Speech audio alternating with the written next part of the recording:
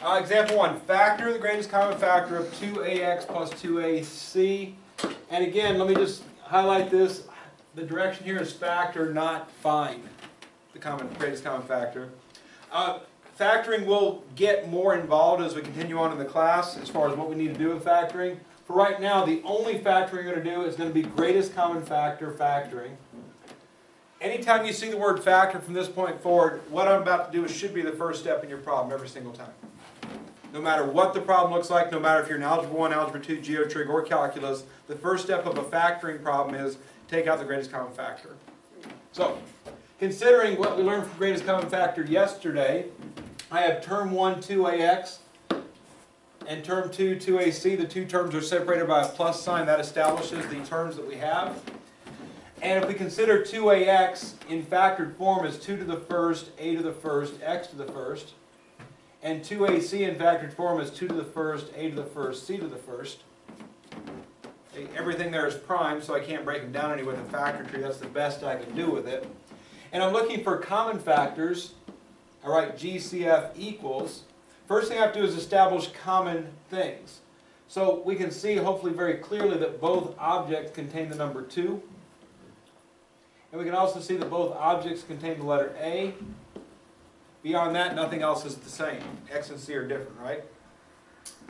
And then the other thing we have to do is establish the smallest power of each one.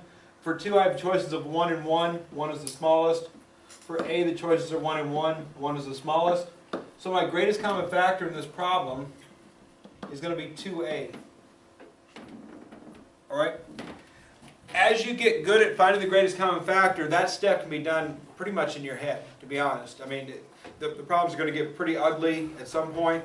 This is pretty simple. But that will be a process there that can be done somewhat in your head as you get really good at finding greatest common factors.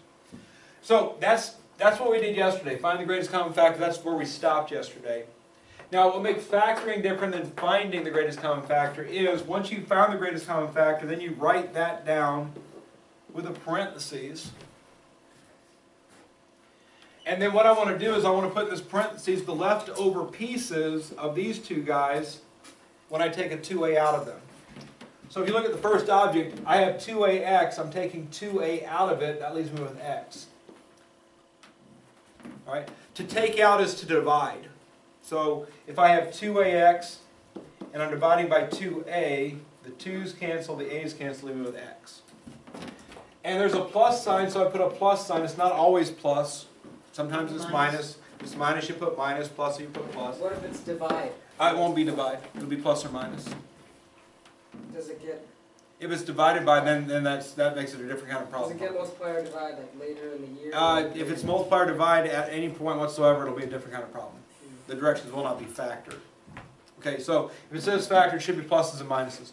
All right, 2ac, divide by 2a, that leaves me with c. And the correct answer to the problem is that right there. Oh, wow. Okay?